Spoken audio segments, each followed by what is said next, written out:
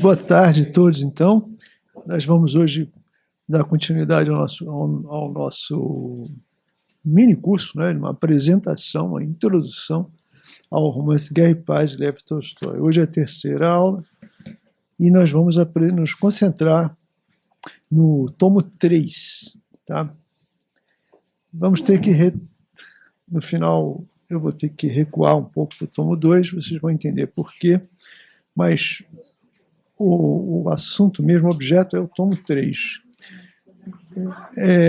Vocês, quando leram, devem ter percebido que nesse tomo 3 há uma predominância, uma intensificação da guerra, não é? Em relação com a vida civil, com a vida de paz. Assim. E é como se fosse esse momento o clímax do livro, né?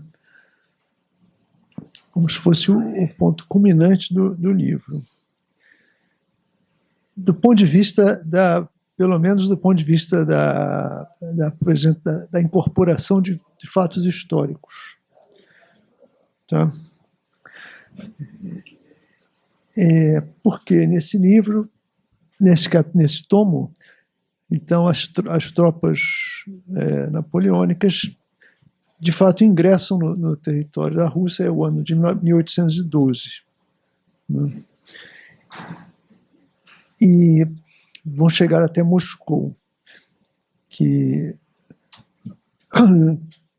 vai ser incendiada pelos próprios moradores, e isso aparece aqui nesse tomo 3. A principal batalha aqui é chamada de Batalha de Borodino. Essa batalha é um tema, entre historiadores, tá? É um tema polêmico, porque não se sabe bem quem venceu. Todos disseram que venceram, né? O que parece indicar que foi um empate. Né? Um empate. Né? Porque, na verdade, aqui vocês devem entender uma coisa. Há muitas maneiras de vencer e maneiras de perder. Né? Você pode perder, do ponto de vista militar, né? Você pode perder infligindo tantos danos ao inimigo que, numa etapa posterior, esses danos, essas perdas vão ser decisivas para o desenvolvimento futuro do negócio. Então, essa batalha também serviu para aprofundar essa discussão. Em todo caso, morreram, é uma batalha que envolveu centenas de milhares de pessoas e com enorme perda de vidas e destruição de material. E é uma oportunidade, aqui nós temos uma oportunidade para o Tolstói chamar a atenção do que significa uma guerra na história, tá? Pelo menos na história moderna.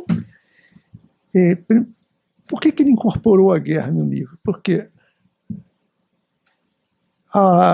não foi para mostrar cenas empolgantes, nem mesmo heróicas e tal. É porque na guerra os fenômenos, os processos históricos que já estão presentes na vida civil, na vida pacífica, na guerra esses processos se intensificam e tudo se acelera. Aquilo que sem a guerra viria, talvez, muito provavelmente, a ocorrer de forma gradual, na guerra se acelera, ganha impulso, né? Ganha um dinamismo e o sentido do que acontece também se define melhor, ganha contornos mais definidos. É isso que... E no caso do Tolstói, no caso do Guerra e Paz, isso é apresentado também do ponto de vista individual. Ele consegue ainda encontrar espaço para que os personagens se se definam, ou pelo menos definam melhor seus questionamentos durante essa dimensão em que tudo se acelera e se intensifica, entende? Eu digo isso porque, às vezes, as pessoas dizem assim, que a guerra é uma tolice, é uma coisa tal, é uma coisa horrível. Não estou querendo justificar, mas estou dizendo que, objetivamente, é um momento na história em que os processos se aceleram, se intensificam e ganham uma direção mais definida.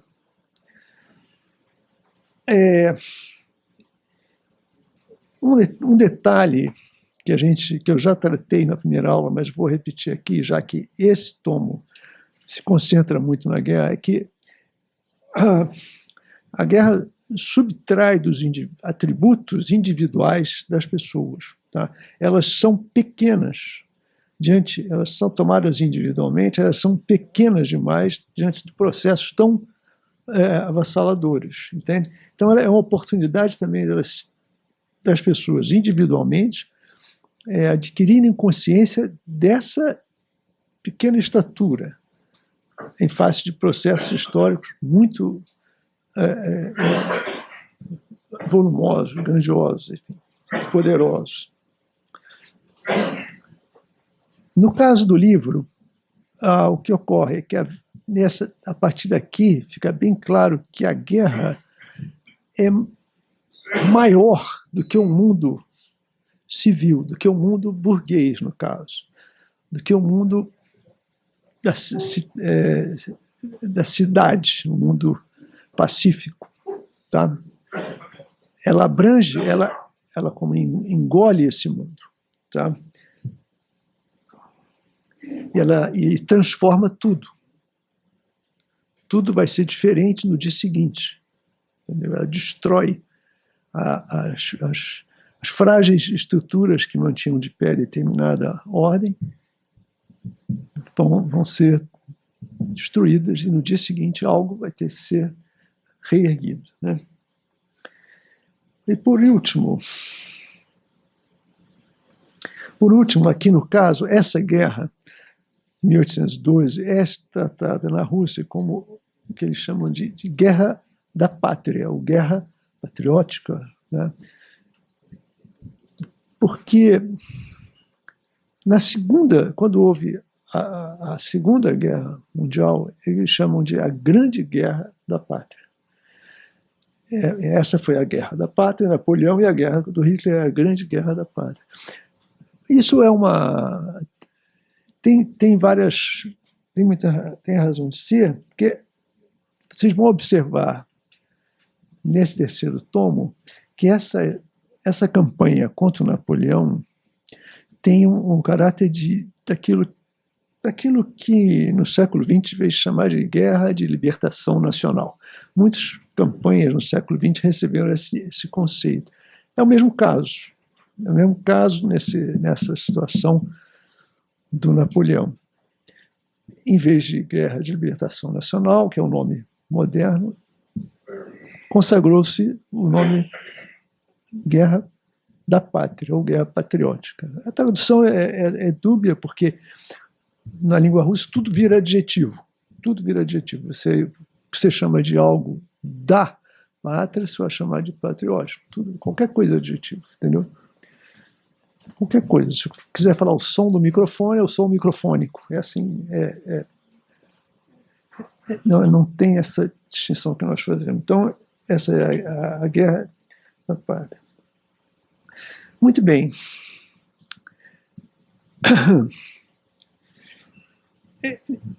Nós vamos ver adiante. Eu só queria fazer essa introdução para a gente lembrar do que se trata no tomo 3, tá? Mas eu vou recuar agora para isso que está aqui no nosso quadro, que é como ele começa aqui, o tomo 3, como é que o autor começa. Não é que essas sejam as primeiras frases, mas é logo na primeira página, aparece isto daí. Aqui está em russo, porque até é bom para vocês verem. O que eu destaquei em negrito e sublinhado são estruturas que se repetem no parágrafo. tá? Estruturas que se repetem em linhas paralelas. A estrutura predominante nesse livro é do paralelismo. São temas paralelos, mas também ele escreve, organiza o seu texto com frequência em linhas paralelas. Usa aquilo que na sintaxe, na estilística, chama de paralelismo. Eu destaquei aqui em russo, eu vou mostrar em português, mas é para você ter visualmente a ideia do peso disso no texto. Tá? Nesse parágrafo, no espaço desse parágrafo, tudo que está em negrito, sublinhado, são paralelismos. Então, alguém poderia dizer, não, mas o paralelismo é um recurso retórico convencional, tradicional, muito usado, e de fato é. Mas a questão é a frequência. Tá? Num pequeno espaço, a quantidade desses paralelismos, isso tem uma relevância, ainda mais se nós associarmos com os paralelismos temáticos que organizam o livro. Então vamos ver, em português, como fica. Eu chamo a atenção, porque isso aqui, eu quero chamar a atenção também, porque essa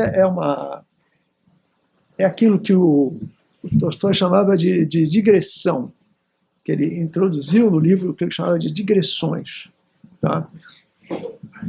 Ele está apresentando um argumento. Então, ele como exacerba assim, a arquitetura da lógica. Tá? Vamos ver aqui, lendo o que está escrito. Tá?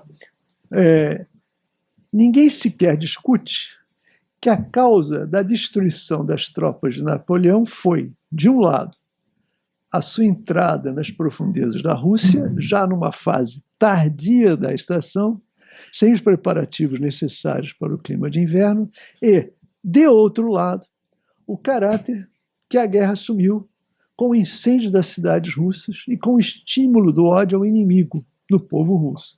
Mas, na época, não só ninguém previa, que agora parece evidente, que só por esse caminho se poderia destruir o melhor exército do mundo, com 800 mil soldados e com o melhor comandante, num confronto com um exército 2 vezes menor, inexperiente e chefiado por comandantes inexperientes, o exército russo.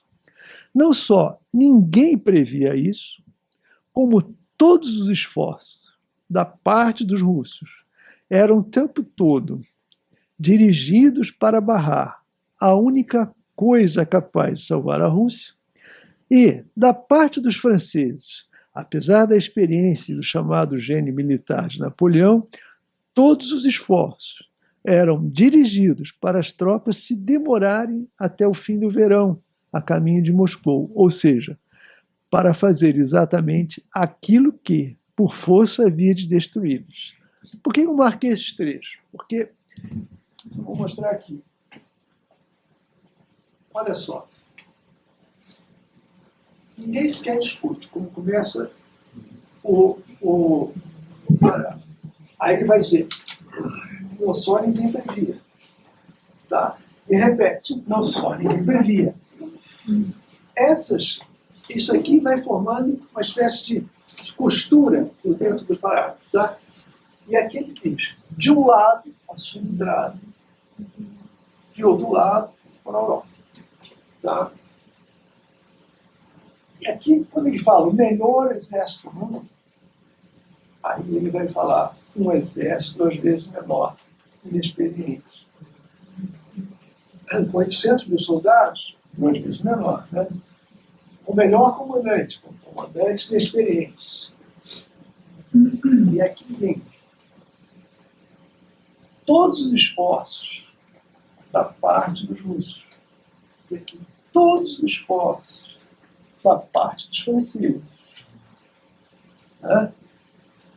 Dirigidos para barrar, dirigidos para as tropas se demorarem. Né? A única coisa capaz de salvar a Rússia aquilo que por força da vida destruímos. Tá? Então, isso aqui não é assim, gratuito, né? É claro que você pode dizer, o sujeito pensa, raciocina dessa maneira, é verdade. Você pode pensar, mas você redigir de uma forma em que fique tão saliente essa estrutura em paralelo, tá? Como se fosse isso também, exatamente. Cria tensão. Do ponto de vista da sintaxe, cria tensão, né? Isso. É a oposição. Oi? É o contraste, oposição. É o contraste e uma oposição. É isso, é uma oposição, tem razão, exatamente. Exatamente. Uma joga de um lado e depois joga do outro, exatamente. É isso mesmo, é uma oposição. Ele vai fazendo uma oposição.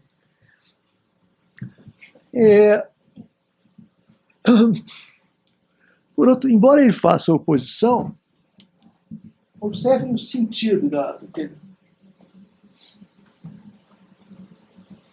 Ora, da parte dos russos, os esforços eram o tempo todo dirigidos para barrar a única coisa capaz de salvar a Rússia. Tem uma inversão. Os russos estão trabalhando contra os próprios russos e os franceses estão trabalhando a favor dos russos. Quando deveriam estar trabalhando a favor de si mesmos. Se não é a favor do russo para fazer exatamente aquilo que por força havia de destruir. E nenhum dos dois, os franceses, é claro, é assim mesmo. É verdade. Tem uma inversão. Né? Cada um, em vez de estar trabalhando a favor de si mesmo, está trabalhando a favor do inimigo. Isso. Está invertido. Sem querer. Sem querer. Sim, involuntariamente. Involuntariamente.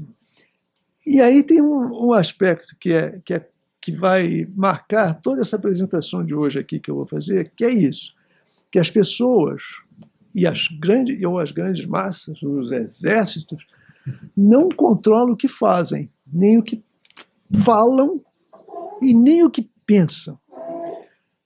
E esse é um negócio que ele vai frisar aqui pouco a pouco nesse tomo.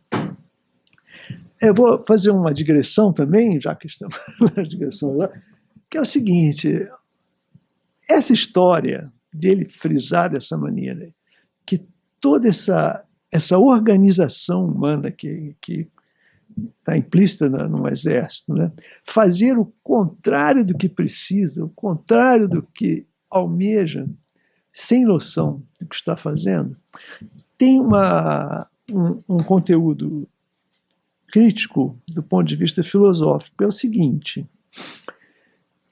na época em que ele escreveu, e mesmo na época em que os fatos se passavam, havia uma filosofia, uma linha filosófica muito forte foi, nós já falamos disso aqui na aula no curso sobre o Evgeny Onegin, que é do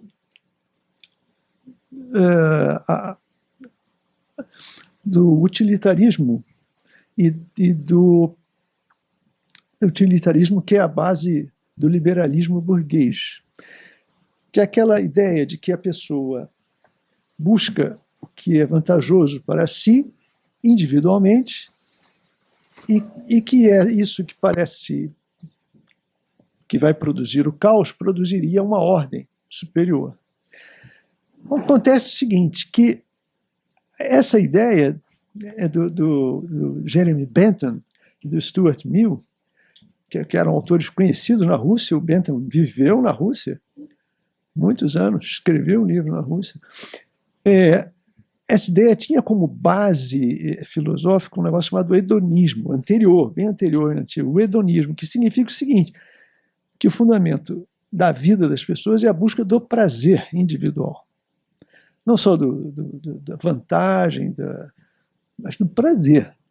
E esse é o fundamento. Tá? E o que nós vemos nesse texto é que eles estão buscando seu próprio mal, a sua própria destruição. Entende? Então, está implícito aí nesse tipo de descrição das grandes linhas da guerra uma crítica, ou pelo menos um questionamento de toda essa corrente filosófica, né? que constitui a base das ideias da nova sociedade, da sociedade capitalista. Para nós, isso hoje não é tão palpável, não é uma coisa presente, porque a sociedade está dada, a forma não é objeto de questionamento, mas na época não, ela estava em formação, incipiente, e todas as ideias que fundamentavam aquilo estavam em pauta, né, para discussão. E todos esses autores aí russos têm isso na ponta da língua. Então isso também vale a pena ser lembrado aqui. Por quê? Porque há também aqui algo de irracional, né? Eles estão agindo de maneira irracional, agindo contra si mesmos. E outra parte dessa filosofia que eu mencionei, outro elemento, outro componente, outro postulado, é que os indivíduos fazem escolhas racionais, buscando o seu próprio benefício, seu próprio prazer, sua própria vantagem, ou seja, o seu lucro. São escolhas racionais, não são irracionais. E aqui nós temos exatamente um questionamento dessa racionalidade, tá? que vai percorrer todo esse trecho e o livro em geral, né?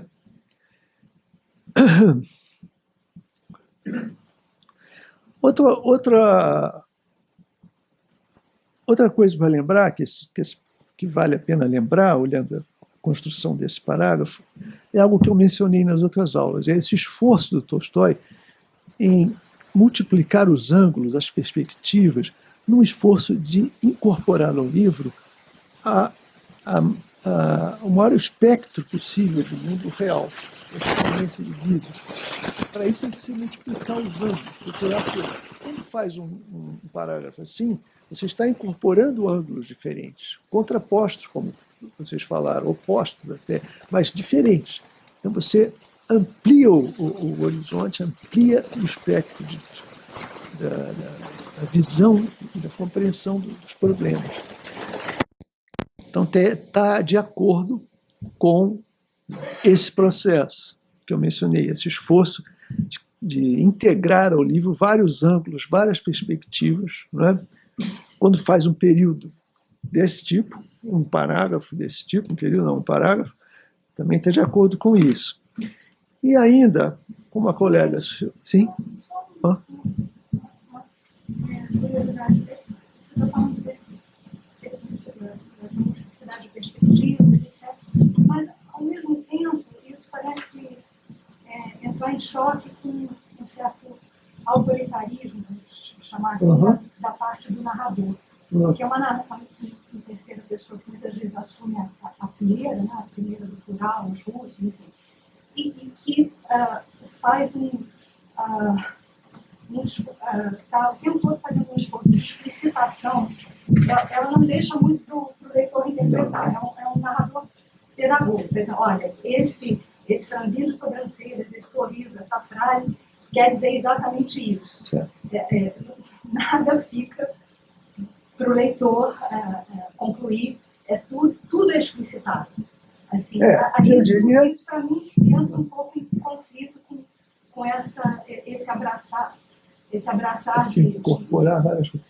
Não, mas aí depende, porque eu diria o seguinte, esse é um narrador, é um escritor que deixa tudo claro. Ele não quer deixar nada obscuro, faz um esforço para isso. Tá? O que não quer dizer que... Ele diz até no texto final que é um desejo de controlar a interpretação. Né? Isso aqui não pode ser interpretado de outra maneira. Assim, né? Não. Aí eu não sei. Aí já não pode ser. Eu acho que não. Não é que não possa, mas é como se esse grau de explicitação não desse ainda mais. Essa é a tese moderna, né? Que o narrador onisciente não deixa espaço para o leitor. Essa é a tese moderna. Mas nós podemos questionar a tese moderna. É muito diferente do Flaubert, é diferente, muito diferente, muita coisa. É a narrativa se contando por si mesma, né? Como se não houvesse, não tem esse, ou de um Machado, não tem esse grau de explicitação, né? do significado Não. de cada elemento, seja expressão facial, seja uma frase, seja sei lá, um suspiro, um soluço, enfim. É tudo, o significado daquilo está totalmente explicitado pelo narrador. Tá, legal. É isso mesmo. Sempre, assim, eu não lembro de nenhum Não, momento. concordo com tudo Chega que até você falou. aflitivo no início da leitura, até a gente se acostumar com a nossa sensibilidade, se acostumar com isso. Né? Tudo bem, entendi. Eu diria o seguinte, na minha visão sobre essa questão, que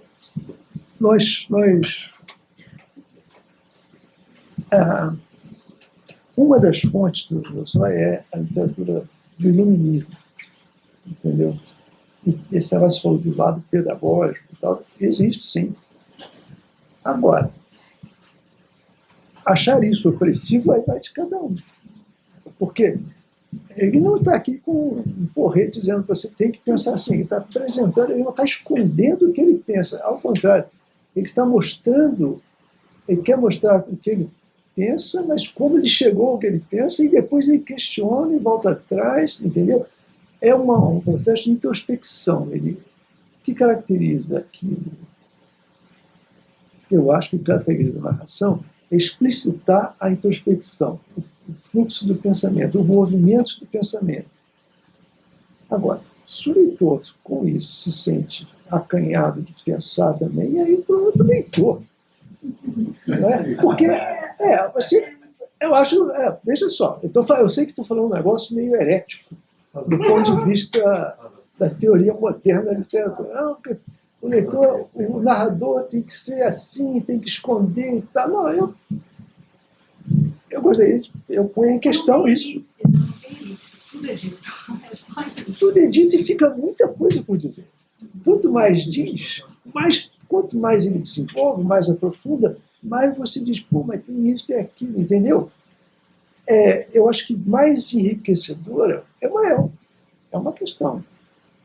Mais enriquecedora fica a nossa capacidade de questionar, mais enriquecida de material. Né? O fato de você achar um livro todo obscuro, você não sabe quem é e qual, não quer dizer que está oferecendo ao leitor. Não é possível o leitor divergir da interpretação, da condução do narrador. Mas é um narrador que quer conduzir, né? Claro. Quer explicitar. E não só as próprias ideias, né? Porque no final é a defesa de uma tese, mas ou de várias teses. Enfim, mas... O negócio, essa é uma questão de defesa de uma tese, mas cada um que tenta fazer a síntese da tese vai para um caminho diferente. Ele próprio diz isso, entendeu? Porque é dinâmico. Porque nós temos essa estrutura que pode parecer, e é assim, sistemática, esquemática, na prática, como está no livro, ela é dinâmica. Ela se mistura, entende? Então, fica aí o seu raciocínio, que é muito interessante, o que traz o livro para o leitor. Conciliar os dois aspectos, a multiplicidade de perspectivas, até o pensamento do animal, do cão, do cavalo, como essa outra condução assim, muito precisa. Porque que interpreta absolutamente. Assim, você dizer qual é o significado de um sorriso, qual é a intenção daquele sorriso, é irônico, não é? Enfim, é isso que eu chamo pedagógico. Ou autoritário, como você quer. Mas é um grau de forte, que outros não fariam. Né? Só diriam fulano sorriu, mas não explicaria o significado do sorriso. Né? Então... Bom, essa é uma questão. Fica aí uma sugestão. Eu sou observo o seguinte, que há várias maneiras de escrever. Entendeu? Várias maneiras. Se nós tivermos como tem de escrever assim, como você sugeriu, tem de escrever como um achado, aí... Também não estou dizendo isso. Também seria outro tipo de autoritarismo. Mas de certo modo, nós temos esse pressuposto. Modernamente, nós adquirimos alguns pressupostos assim, do que deve ser. Entende? Observe que esse livro, desde o século XIX, provocou questionamentos desse tipo que você formulou. Não precisa chegar ao tempo moderno, entendeu? E um do... É muito diferente do que se fazia numa certa vertente do jornalismo no próprio XIX, né? O moderno diferente disso, o Machado diferente disso. Exatamente.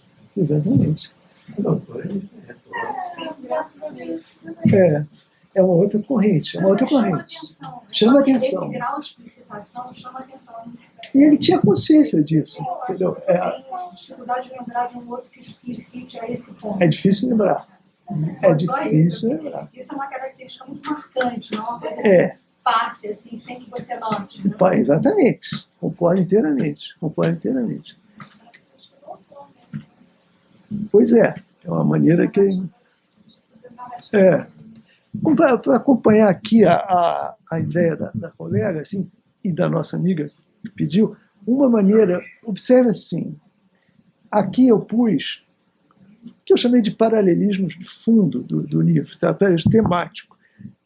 Lido dessa forma, vamos ver, Guerra e Paz no título, aí tem o Estrangeiro Nacional, a Nobreza e o Povo, Napoleão e Kutuzov, Cidade e Campo, Sociedade e Natureza, família Bolkonsky, família Rostov, que é família masculina, família feminina, Moscou e São Petersburgo, cidade antiga, cidade nova, Natasha e Helena, que nós vamos falar hoje sobre esse negócio.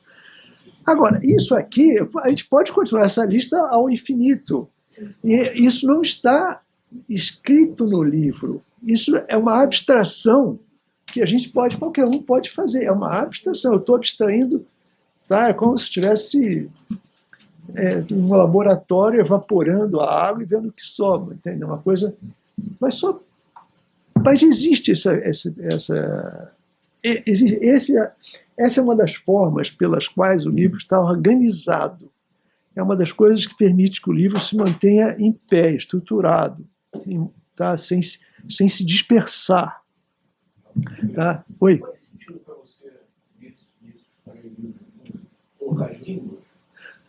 Faz, claro, sem dúvida. Russo, francês, o russo da nobreza, o russo do povo, sem dúvida. Não há nem dúvida. O soldado, o camponês. Isso vai longe, entendeu? E isso eu acho que é uma das faces desse esforço realmente raro de incorporar o máximo possível de realidade no mesmo espaço, entendeu?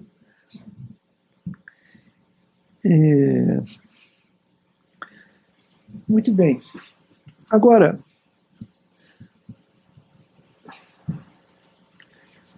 dito isso, eu queria ainda... A nossa colega, eu esqueci o nome dela, essa amiga que falou sobre o Bruma. Observe isso aqui, Bruna, o que eu preparei aqui, e você vai ver um negócio realmente...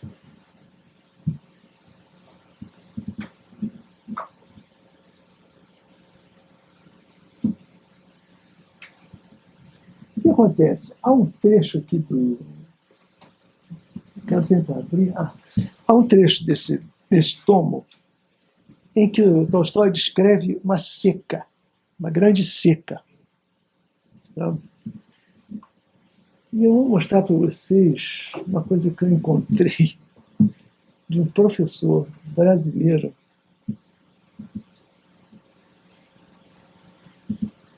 Deixa eu botar aqui só, um instantinho só. 1, 2, 7, 5. Não saiu. Um minutinho. 1, 2, 7, 5. 1, 2, 7, 5. Vamos para cá. Aqui. Esse texto está aqui com o número 5. Vocês conseguem ler? Está muito pequeno, né? Deixa eu ver se eu consigo. Deixa eu ver se eu aumento. Talvez foi um jeito de aumentar aqui. Não. Aumentou? Só foi para trás. Só que fica pequeno. E aí? Aumentou um pouquinho? Deixa eu aumentar um pouco então mais ainda, que eu sei que tem isso. Agora tem. Tá. Infelizmente, isso não.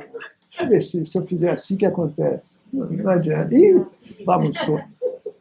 Deu uma loucura aqui. Vai ficar assim. Bom, pronto. Vai ficar assim mesmo, tá? Porque eu quero. Vamos ler esse trechinho aqui, ó. Diz Smolensk, as tropas continuaram a recuar. O inimigo avançava atrás delas. No dia 10 de agosto, o regimento comandado pelo tenente Andrei seguia pela estrada principal e cruzou com a alameda que ia dar em Montes Calvos. O calor e a seca já duravam mais de 3 semanas. Todo dia, nuvens encrespadas passavam pelo céu. Às vezes, toldavam o sol, mas ao anoitecer, o céu limpava outra vez e o sol se punha por trás de uma névoa marrom avermelhada. Só o orvalho forte da noite refrescava a terra. Os cereais, que não tinham sido ceifados, ressecavam e tombavam. Os pântanos secavam. O gado bramia de fome, sem encontrar forragem nos pastos causticados pelo sol. Apenas à noite nos bosques havia algum frescor, enquanto o orvalho resistia. Mas na estrada principal por onde seguia o exército, nem de noite, nem nos bosques havia aquele frescor. Nem se notava o orvalho na areia poeirenta da estrada, que chegava a alcançar mais de 1/4 de archim de altura. 1/4 de archim, se pode pôr aí uns 40 centímetros. Imagina uma poeira, fica assim.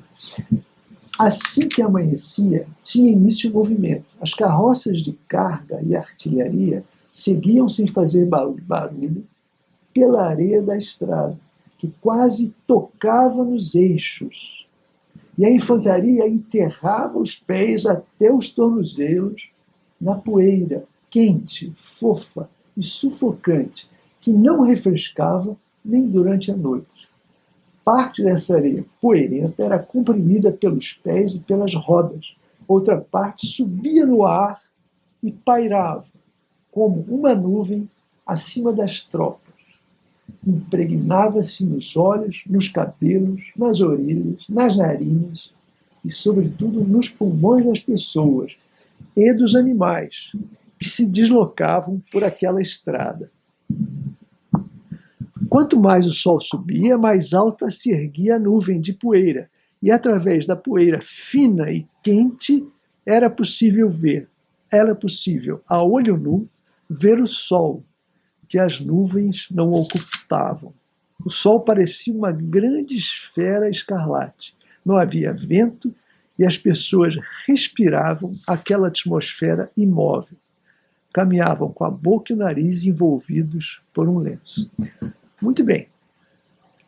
Muito minuciosa a descrição física e do ângulo das pessoas, todo o desconforto físico das pessoas, do nariz, da garganta, do pulmão, da respiração, dos cavalos, da carroça, tudo.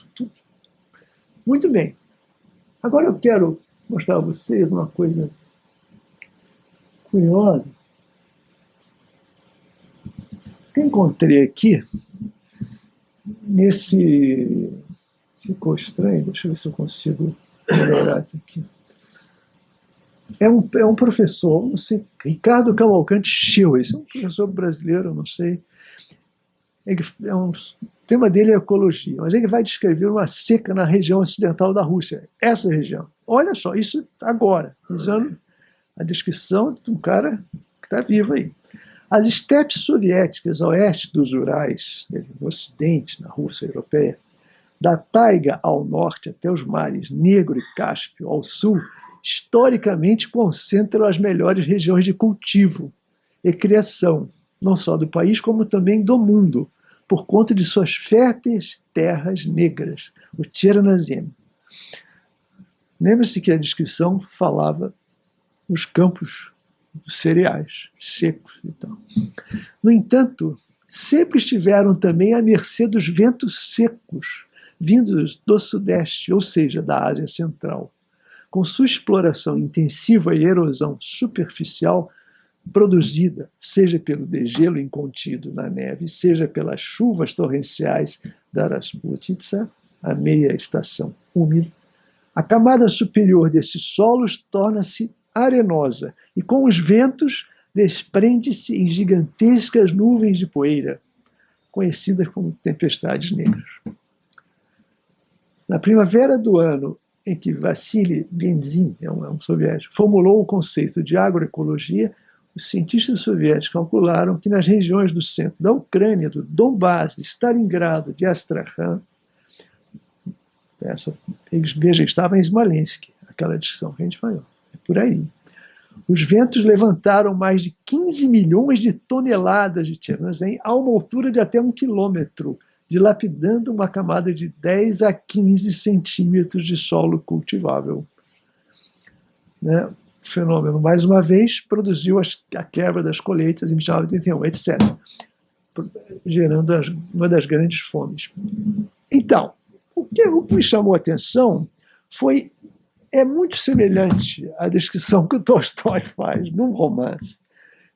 É semelhante, mas tem os elementos técnicos aqui dessa descrição, feita 100 e tantos anos depois. Entende? Eu digo isso para vocês terem em mente também, eu acho que a gente tem em mente que esse rigor geográfico, técnico, geológico, enfim, que ele tem nessa descrição, que é só uma passagem, isso é só os soldados estão passando ali, depois vai embora, isso não tem grandes consequências, mas isso é incorporado ao livro também isso é incorporado, ele não desdenha disso porque não vai ter consequências, isso tem que fazer parte, entendeu? Tudo é importante, mas esse mesmo rigor vale para as roupas, para a parte técnica dos exércitos, para a descrição dos salões, para as palavras que as pessoas falam, tentativa de definir bem o que pensam, quando se fala em remédios, em mobília, é realmente um grande esforço de ser fiel. Tá? Isso aí é só um índice dessa situação. Então, o tipo de música que era lançada? A música, a dança. Veja, Ian Cooper. O livro que o Kutuzov vai ler nesse terceiro tomo é um livro francês, que existe, eu esqueci agora o nome, mas é uma autora, acho que é uma escritora. Ele leu um livro francês durante a batalha contra o Napoleão. Ele está lendo um romance francês, muito engraçado. Não, não tem nada, sem dúvida, sem dúvida. Agora, vamos ver aqui, eu vou continuar, selecionei uns trechos, tá? Eu gostaria de ler esse trecho. No sentido.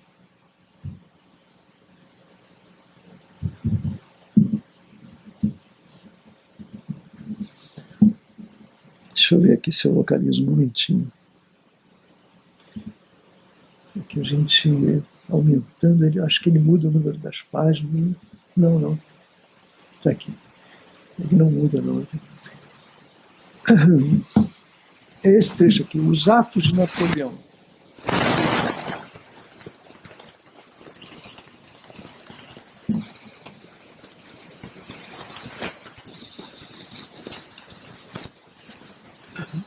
Os atos de Napoleão e de Alexandre, que é o czar russo, Alexandre I, de cujas palavras parecia depender a realização ou não do acontecimento, eram tão pouco voluntários quanto os atos de qualquer soldado que entrou na campanha por um lance do destino ou por causa do recrutamento militar.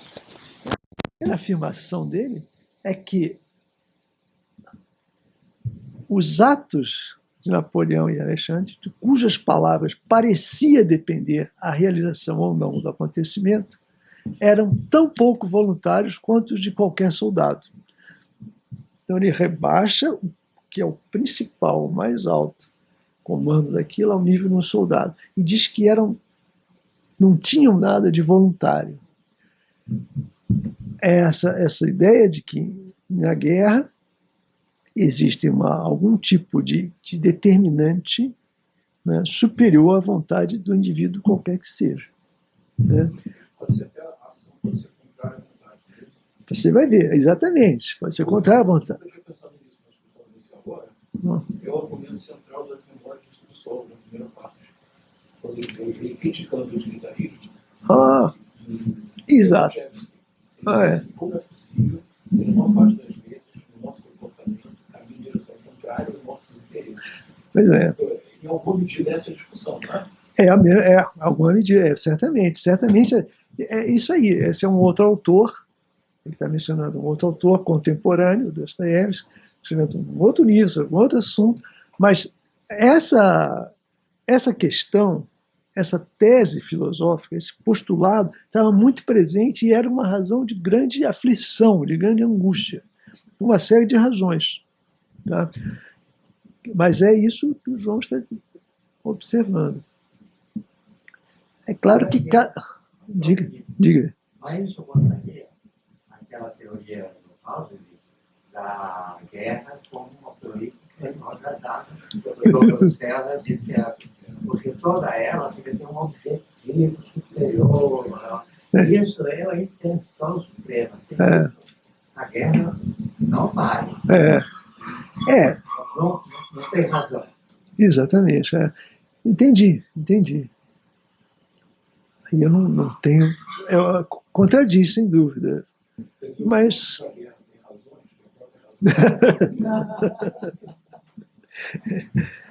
Vamos ver onde é que ele chega aqui.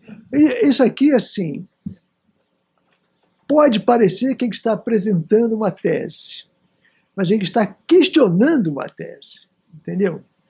Essa maneira que o Tolstói tem de questionar alguma coisa, propondo outra formulação, uma série de formulações, criou essa fama de que ele é um filósofo. Mas não é.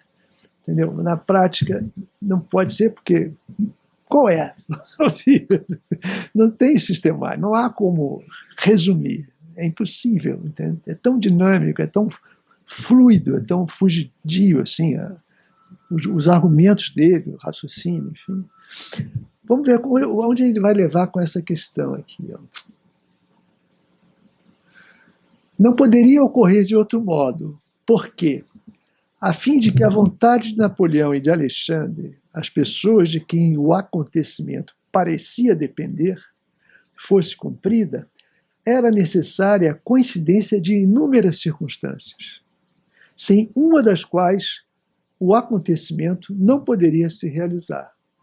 Era indispensável que milhões de pessoas em cujas mãos estava o poder de fato, soldados que atiravam, transportavam provisões e canhões, era preciso que eles concordassem em cumprir a vontade daquelas pessoas, individuais e fracas, e que fossem coagidos a isso por uma inumerável quantidade de causas complexas e variadas.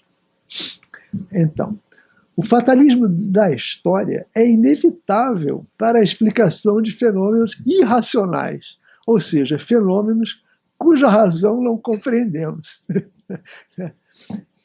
Quanto mais tentamos explicar racionalmente tais fenômenos na história, mais eles se tornam irracionais e incompreensíveis para nós.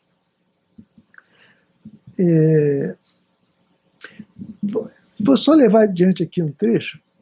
Todo homem vive para si, emprega a liberdade para alcançar os seus objetivos pessoais e sente com todo o seu ser que agora pode ou não pode executar determinada ação. Porém, assim que ele executa, aquela ação, realizada num dado momento do tempo, se torna irreversível e passa a ser propriedade da história, na qual ela não tem um significado livre, mas pré-determinado. Então, em toda pessoa, a vida tem dois lados. A vida pessoal, que é tanto mais livre quanto mais abstrato os seus interesses, e a vida elementar de colmeia, na qual a pessoa cumpre inevitavelmente as leis a ela prescritas. A pessoa vive para si de forma consciente, mas serve de instrumento inconsciente para a realização dos objetivos históricos. Então, ele está desenvolvendo, no meio do livro, ele começa a desenvolver um argumento assim, filosófico que ele mesmo chama de fatalismo histórico. Tá? Mas ele separa o fatalismo histórico da dimensão das escolhas individuais. Tá? Eu queria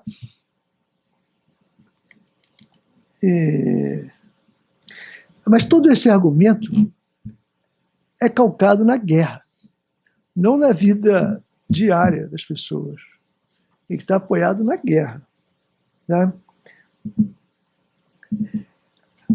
Ele está apresentando aquilo que eu mencionei no início, de que a guerra concentra de maneira exponencial as situações da vida civil, da vida de paz. Né? Observe o seguinte, na Batalha de Borodino, o principal personagem, talvez aqui, que é o Pierre, vai surgir lá no meio dos soldados de cartola e fraque, né? Correndo para lá e para cá. O que ele está apresentando ali? Uma pessoa civil, né? E essa palavra em russo, civil, é diretamente ligada à paz, é mirna e mir, é a mesma coisa. Essa pessoa então, pacífica no meio da guerra, envolvida na guerra. Né? E nós vamos ler aqui as consequências dessa introdução. Uma pessoa pacífica no meio do ambiente de guerra. Essa digressão dele sobre a fatalismo histórico, na verdade, se apoia na guerra. Né? Então,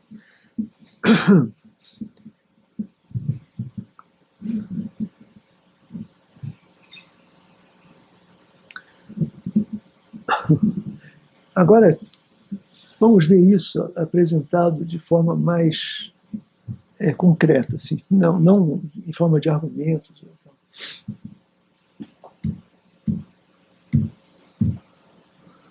Deixa eu ver aqui.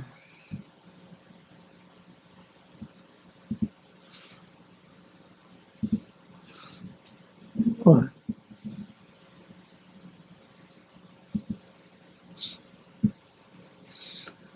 Olha esse trecho aqui. Ó. Napoleão aqui embaixo. Napoleão falava depressa, obviamente já orientando suas palavras, não no sentido de demonstrar as vantagens de assinar a paz e de avaliar a possibilidade de um tratado de paz, mas apenas para provar a sua razão e a sua força, e para provar o engano e os erros de Alexandre.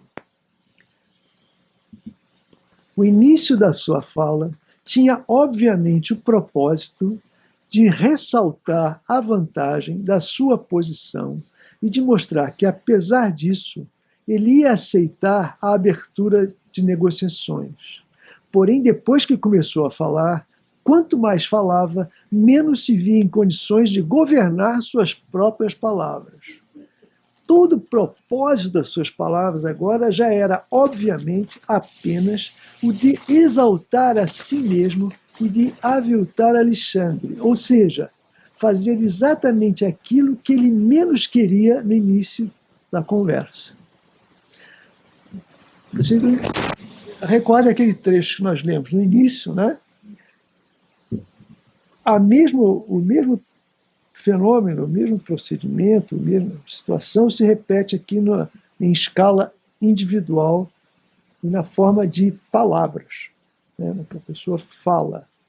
Ele não conseguia governar as palavras como que se falam se constroem, se produzem por si mesmos, né? Mas é porque, como ele falou antes, há uma complexidade de fatores concomitantes que coincidem, que superam em força a decisão do Napoleão.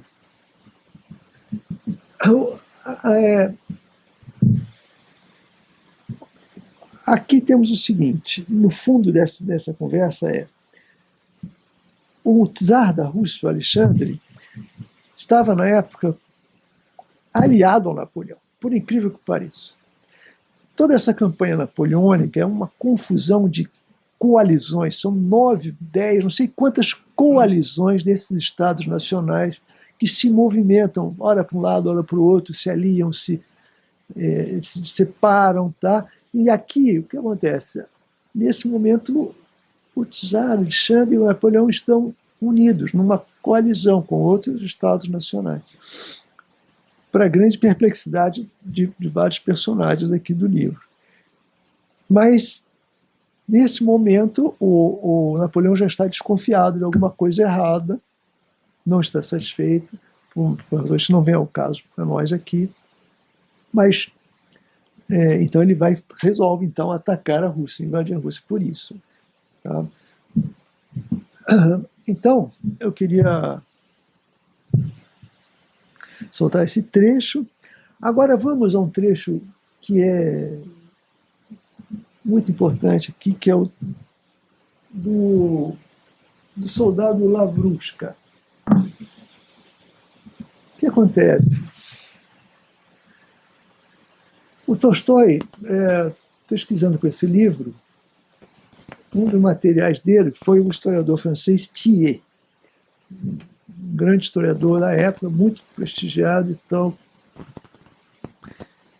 E acontece que nesse livro do Thiers, ele conta uma situação que tudo indica ocorreu, que é um soldado russo foi capturado e levado à presença do Napoleão, como se fosse um animal exótico, uma coisa exótica, uma criatura assim, né?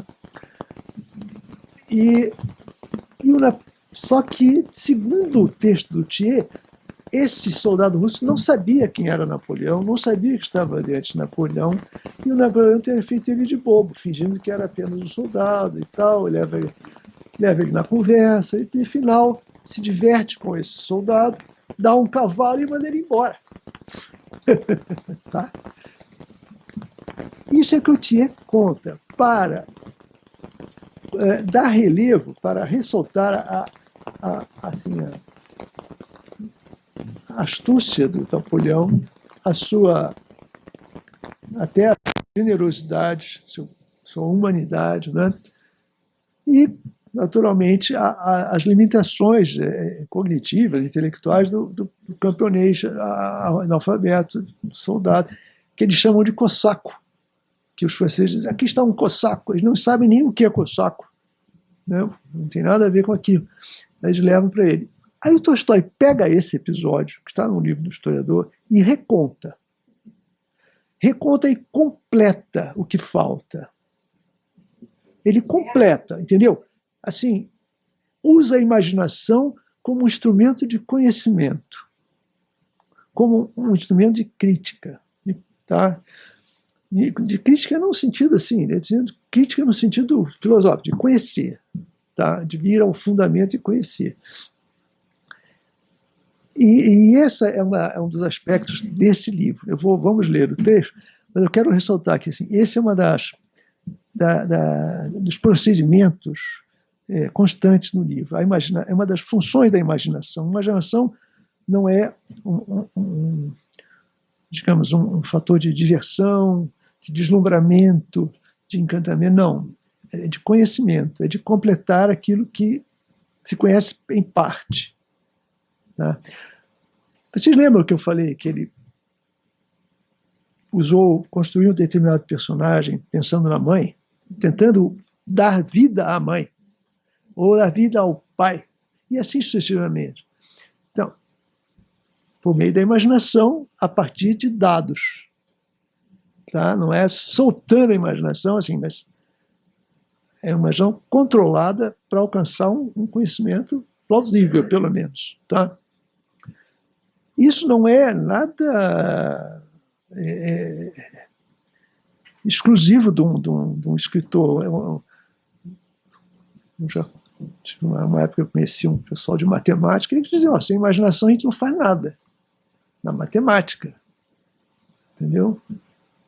Não faz nada, não sai do lugar, você tem que ter imaginação. A imaginação é uma coisa que pode ser usada, assim, como um instrumento de conhecimento. Então, aqui é o que nós vamos ver. Eu estou tentando analisar aqui, nós vamos ver.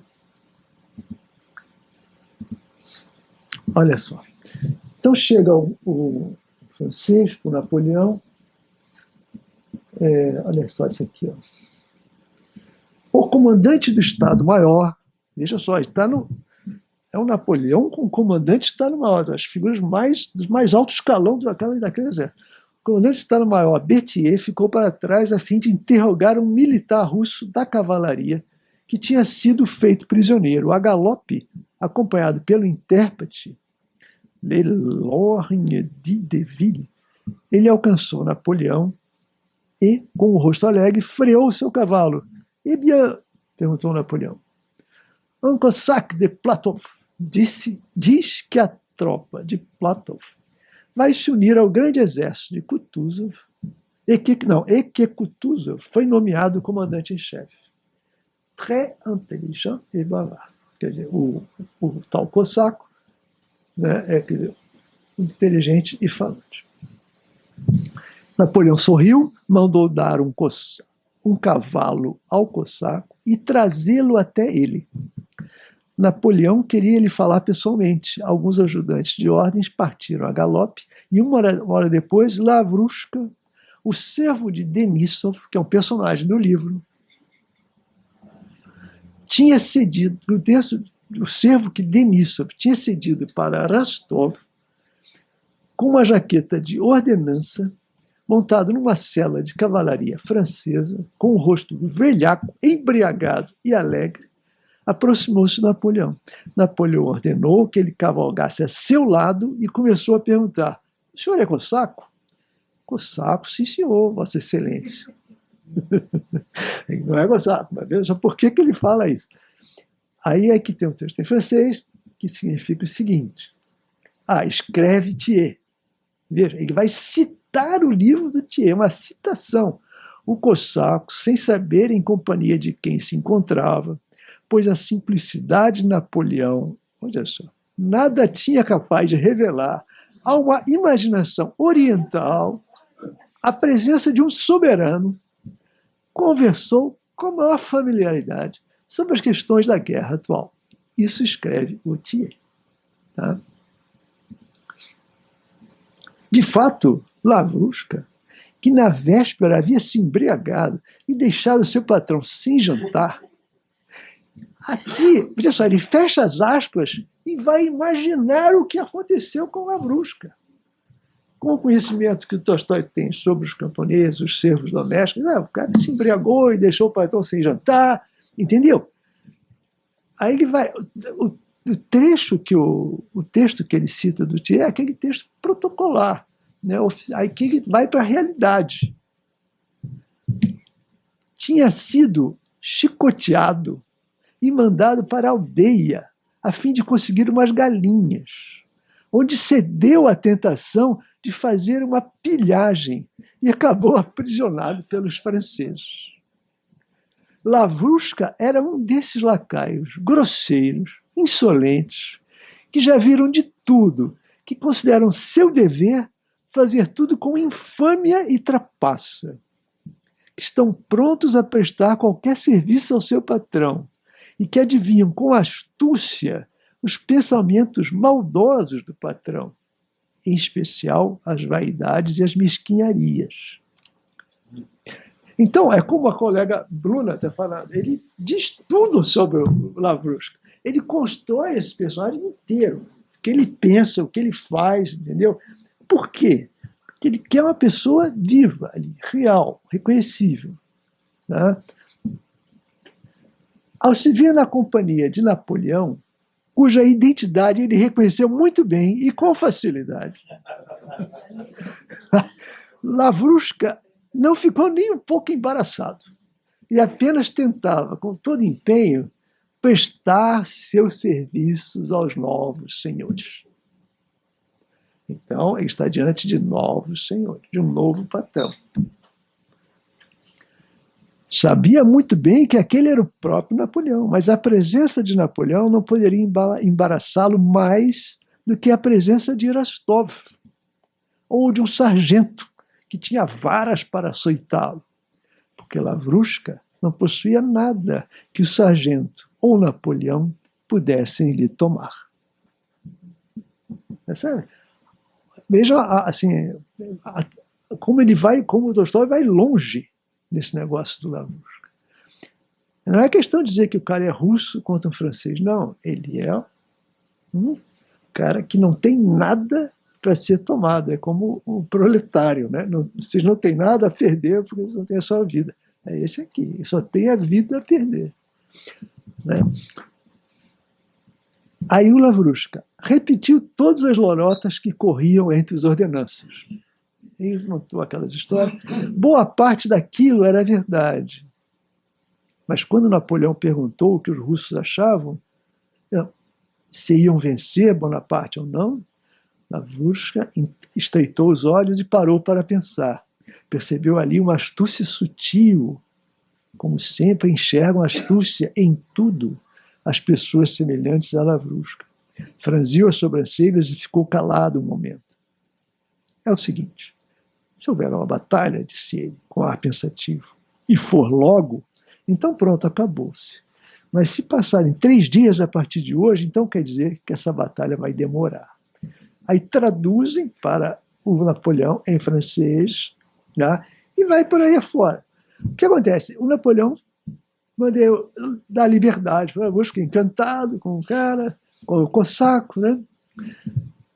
E o que acontece? O Lavrusca vai embora e volta para o Rostov, volta para o patrão dele, o patrão russo. E aí você vai ver o que eu quero mostrar assim. Aí tem mais uma citação do Thiers aqui, olha lá. Les jeunes cosaques fissaient son puissant interlocuteur.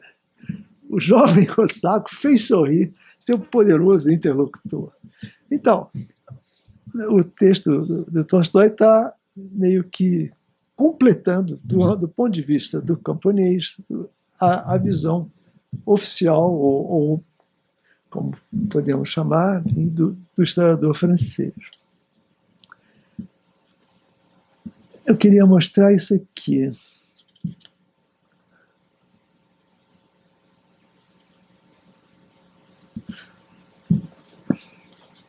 Olha só.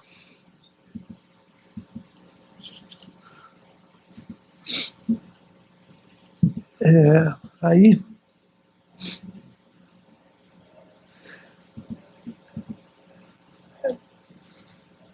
bom,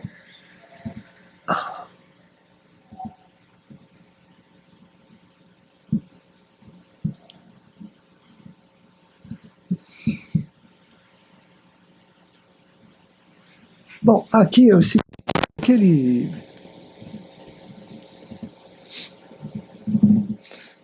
ele vai falar com o Rostov da mesma maneira que ele fala com Napoleão. Tá? Ele vai usar da mesma astúcia, vai enrolar o patrão e tal. É uma espécie de repetição dessa cena do Napoleão, só que com o patrão. Tá? Eu não marquei o lugar exato que está essa coisa. Mas está aqui. Vamos ter em mente que isso acontece. Tá? Ele vai lá e dialoga com o Rostov da mesma maneira que dialoga com Napoleão. Ele usa de astúcia, mente, enrola, finge que o patrão está certo, que o patrão disse que aconteceu, mas ele sabe direitinho o que o patrão está pensando. Tá? É a mesma coisa. Então, o Tolstói faz uma inversão de posições, de quem é que engana quem. Né? quem é o superior, quem é o inferior. Ele vai... Mas isso do ponto de vista do pensamento, porque na prática existe um que é superior que inferior. Concretamente, o patrão é o patrão, o imperador é o imperador. Mas no pensamento, na vida mental, o Lavrúshka está no controle.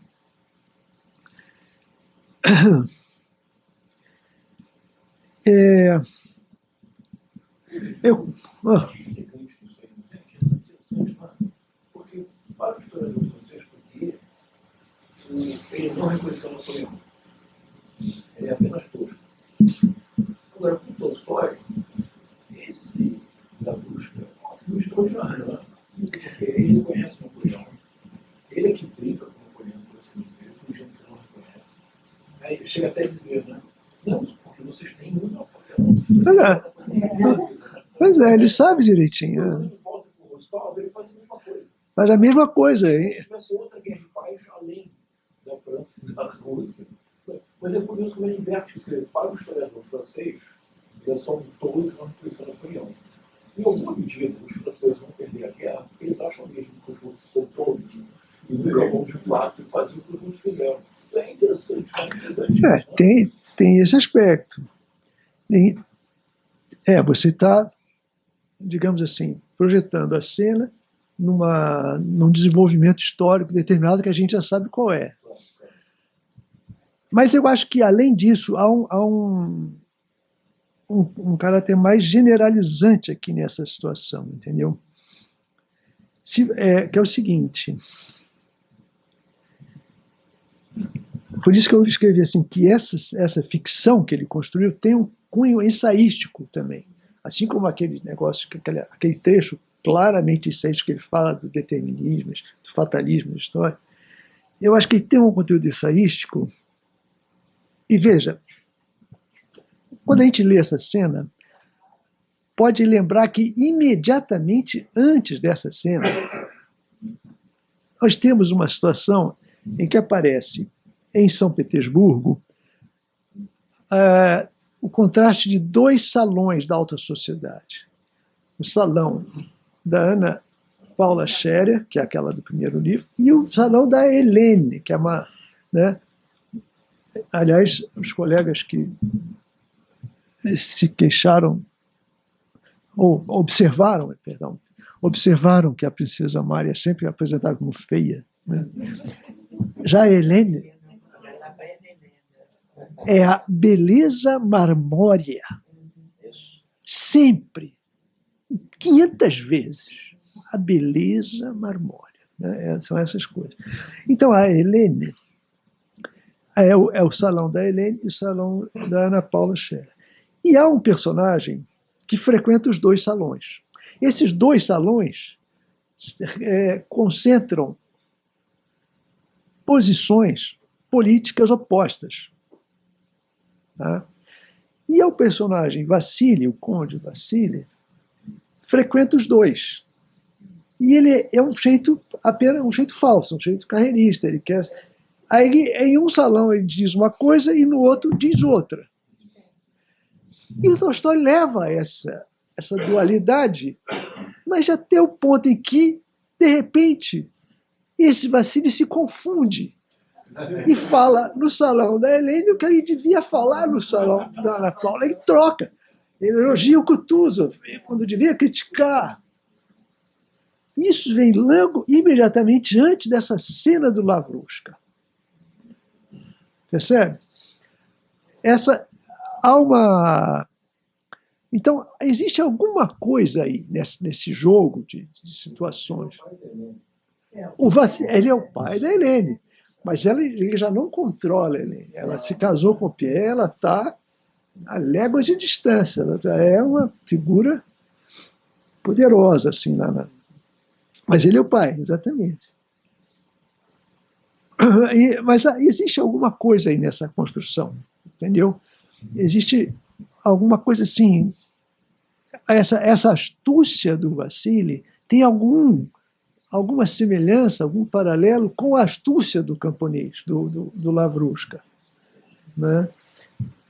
E que também vai passar por dois patrões, o Napoleão e o Aristóteles. Também vai. Né? Então, eu diga.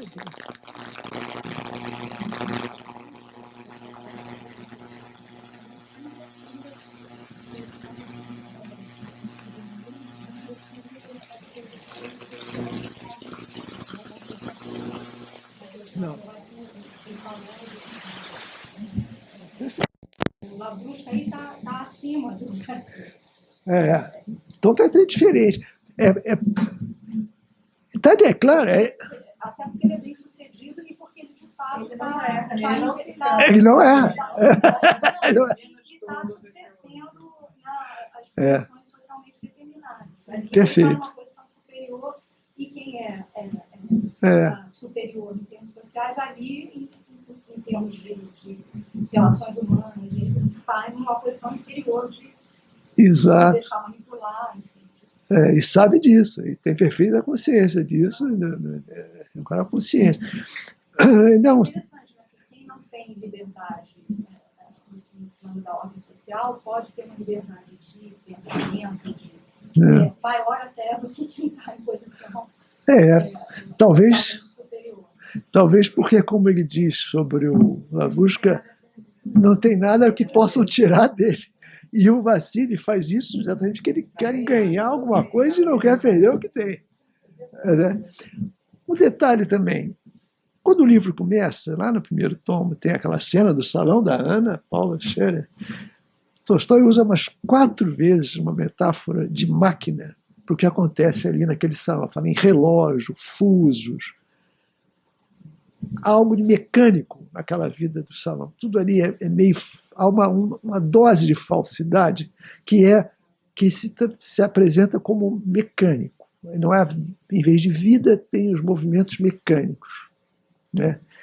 E esse engano do Vassili também é como que um engano mecânico. Ele está mecanicamente falando uma coisa aqui e ali e a máquina saiu do eixo no momento. Ele falou coisas no lugar errado, né? Exatamente. Esse é o mais simples, mais a família dos espécies. Então, gente, isso aí. Então, esse é um outro aspecto. O livro, com toda essa extensão, essa quantidade de eventos, aí que também tem esses detalhes de construção que às vezes passam despercebidos para nós, no nosso interesse pelos personagens.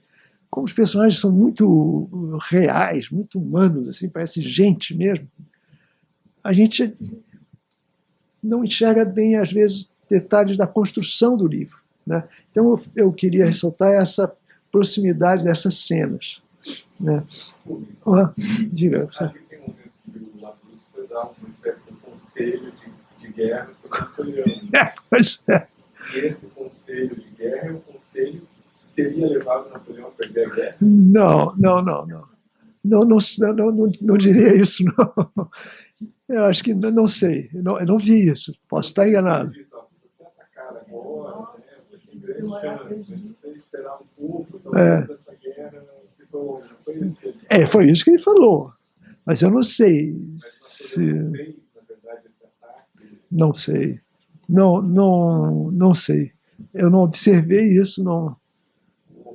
Diga. Gostaria de saber se há uma similaridade entre o representante do imperador russo, que vai ao encontro da carta do imperador russo para entregar ao Napoleão. E o general de campo do Napoleão filtra ele, serve um lanche para ele, alguma coisa semelhante, e não chega exatamente no momento certo até o Napoleão. O Napoleão depois lê, e junto com esse general representante do imperador russo, mas eu gostaria de saber o seu raciocínio, esse espaço de tempo que o Napoleão rapidamente interviu e recuou para receber o Lavrusca, isso não é uma vaidade extremada de um Napoleão que deixa o outro general esperando, cozinhando ele, enquanto que rapidamente recebe o Lavrusca, que é um saco? Sim. Não, eu acho que Sim, eu diria que sim. É uma forma de ele mostrar seu poder, sua autoridade. Ele pode fazer os outros esperarem.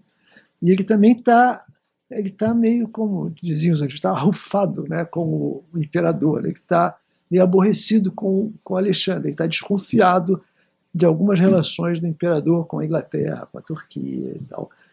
Ele está desconfiado. Então, ele já está amadurecendo a ideia de... Não, isso já passou. Então eu acho que me perdi aqui. Acho que já passou. Eu não sei dizer. De fato, é uma história complicada. Eu até me enrolei. Eu já não sei dizer. Mas, sem dúvida, ele demonstra sua autoridade superior quando faz alguém esperar. Não há dúvida, é isso mesmo. É porque fica muito claro, pelo menos para mim, que não conheço a obra, estou sendo apresentado a obra pela primeira vez, que havia sempre uma tentativa de contraposição, não do Tolstói, mas o Tolstói interrogar ou fazer uma crítica velada aos historiadores, de um modo geral, ele se referindo ao Thiers, porque Thiers, em determinado ponto, diz que Napoleão teria recuado por conta de uma gripe, por exemplo, né?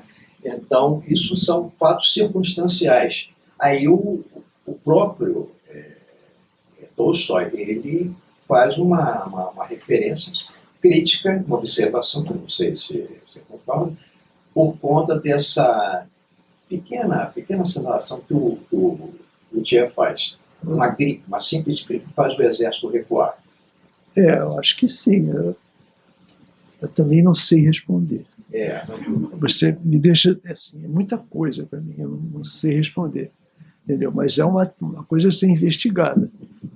Não sei responder, mas você observou. É um raciocínio que a gente pode desenvolver, mas eu não estou em condições aqui de... É muita coisa que existe, entendeu? Então eu não consigo prever tudo que tantos leitores vão encontrar, entende? Eu busquei, assim, situações, vocês podem observar, situações de personagens secundários e trechos até não muito famosos e tal, porque achei que nele estava contido alguma constante no livro, alguma base que vai permitir que o livro se expanda, entendeu? Então é nesse ponto. Deixa eu... Bom,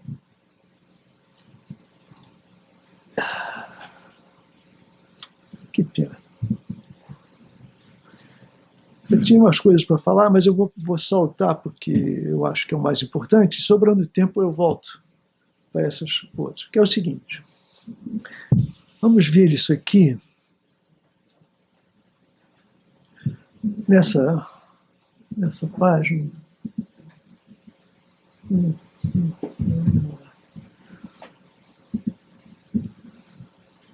Esse daqui.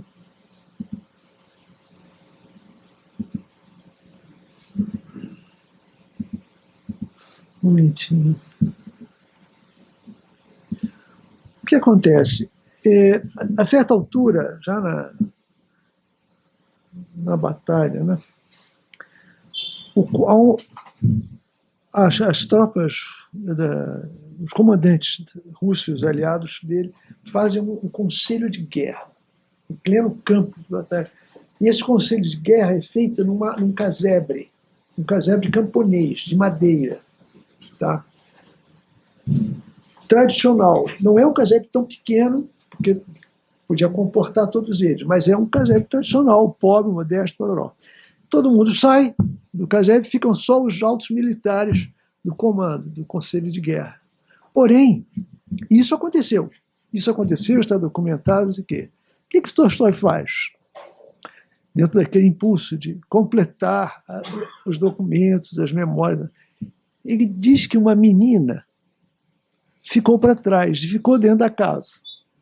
Ficou deitada, escondida, num giral. Essas casas tinham uma espécie de giral junto ao teto, que é um lugar mais quente, assim, junto da estufa, para as pessoas dormirem. Ali não dá nem para você sentar, senão muito agachado. É um lugar que deve ter meio metro no máximo. Ali as pessoas deitam e dormiam, né? Uma coisa... E nesse lugar está a menina, o Tolstói chamam de Malasha. Malasha. E essa menina assiste o Conselho de Guerra. Tá? Então Tolstói repete, ou reproduz, ou desenvolve, ou expande, ou recria as discussões desse Conselho de Guerra, mas a certa altura ele introduz a visão da Malasha. E olha só, os outros generais compreendiam isso. E deixando de lado a questão sobre Moscou, falavam sobre a direção que as tropas agora deviam tomar na sua retirada. Malasha, essa menina, que sem baixar os olhos observava o que se passava na sua frente, entendia de outro modo o significado daquele conselho. Parecia-lhe que a questão era apenas uma briga pessoal entre o vovô, que é o Kutuzov, e o Abas Compridas, como ela chamava Bennigsen. Malasha via que os dois se enraiveciam quando falavam com o outro, e no seu íntimo ela tomava o partido do vovô. No meio da conversa, Malasha notou um olhar rápido e dissimulado que vovô lançou na direção de Bennigsen, e logo depois, para sua alegria, notou que o vovô, depois de dizer algo para o Abas Compridas, deixou sem ação. Bennigsen ficou vermelho, de repente, com ar irritado, começou a andar pela isba, que é essa casebre de madeira. As palavras que produziram tal efeito em Bennigsen foram pororó, pororó. O que eu quero dizer aqui, o que é esse trecho? Eu venho falando sempre aqui, desde o início, nesse esforço de multiplicar os ângulos, as perspectivas, de diversificar o ponto de vista que é apresentado. Este é um caso evidente dessa situação, e bem simples, aliás. Mas nós vamos ver aqui, recuando no livro, mais algumas situações desse tipo e que elas representam. Para ir logo ao ponto, assim, um teórico, um crítico, um teórico russo, chamou isso aí de estranhamento, desenvolveu toda uma teoria do estranhamento, astranhenha, em torno dessa técnica que Tolstói usa em Guerra e Paz e em outros livros também. Tá? Essa técnica supõe alguém vendo algo que acontece sem conhecer os pressupostos do que acontece. Tá? Dessa maneira, aquele fato que de outra forma seria óbvio, começa a revelar sentidos, e conteúdos e qualidades, enfim, inesperados, não menos verdadeiros. Isso que a Malasha viu, né, que é uma abstração, ela abstraiu algo que ela não sabe que existe. O Conselho de Guerra, os generais, ela nem sabe o que são. Ela abstraiu, viu um vovô e um Abas Compridas, e que se desentendem. Então, essa visão que decorre do estranhamento é uma visão abstrata. Tá? E é uma também está, a meu ver, faz parte desse esforço de usar a imaginação como conhecimento. Vamos ver outros trechos, tá? Vamos voltar ao tomo 2, e nós vamos ver toda essa questão. Quer ver? Observem isso aqui.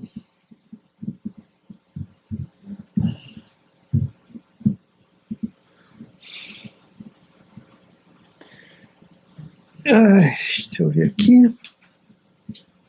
Chegou? Deixa eu ver se eu acerto aqui. Não, no 023. Não, digitei errado, perdão.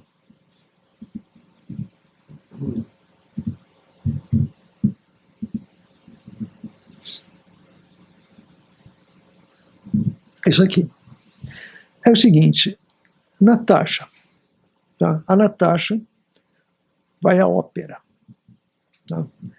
Mas o que é a Natasha? Estamos aqui no tomo 2. A Natasha ainda é muito novinha, já não é mais a criança do primeiro, mas ainda é muito novinha. Ela está sendo introduzida na sociedade adulta. É uma adolescente, mas está sendo introduzida na sociedade adulta.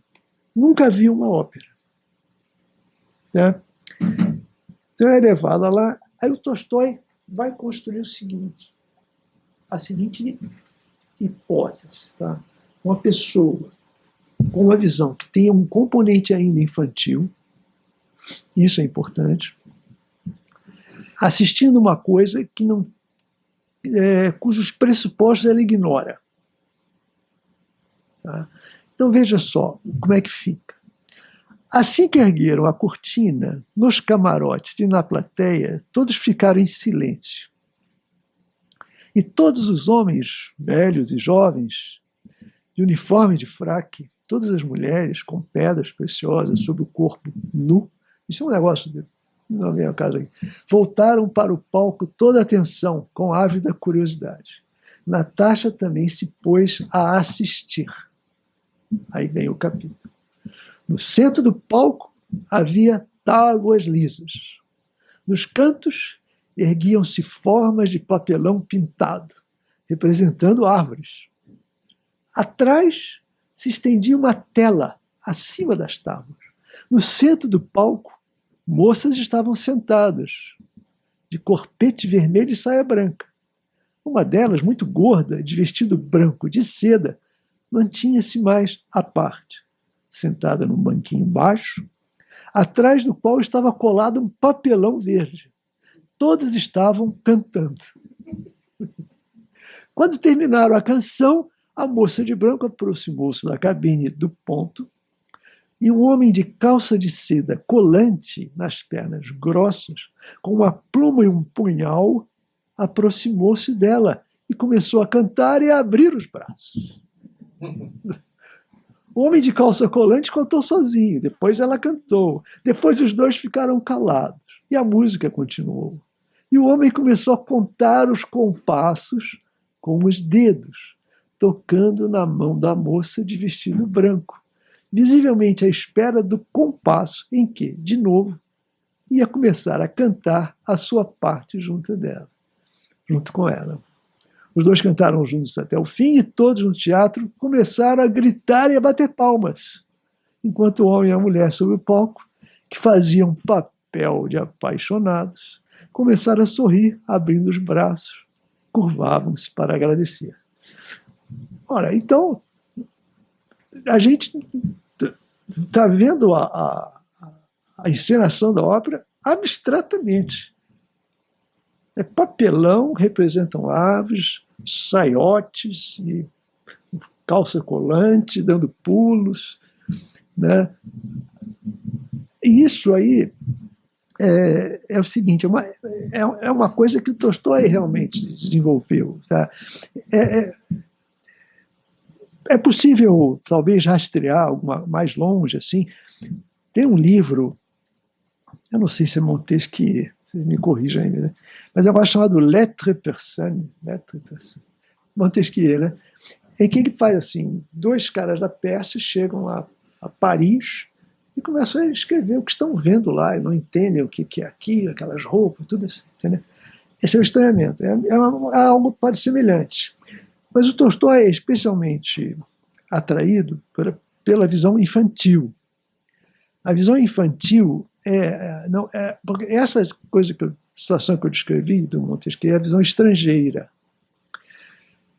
Tolstói vai por um caminho, digamos, mais psicológico. Ele parece uma criança que não conhece o mundo vendo as coisas, como ela descreve aquilo. E não faz isso por um jogo, por ironia, como era o caso do Montesquieu, que ele fazia para criticar os franceses. Não, aqui ele não está querendo criticar a ópera. Não está querendo fazer pouco da ópera. Ele está querendo chamar a atenção que é possível ver as coisas de outra forma. Entende? É aquele exercício de procurar outro ângulo, outra perspectiva, que vai enriquecer o ângulo que já temos, que já vemos, entendeu? Que ajuda, pode ajudar nós a compreendermos alguma coisa se a gente fingir que não conhece. A gente vai criticar aquilo que conhece. Entende? Então, Isso vai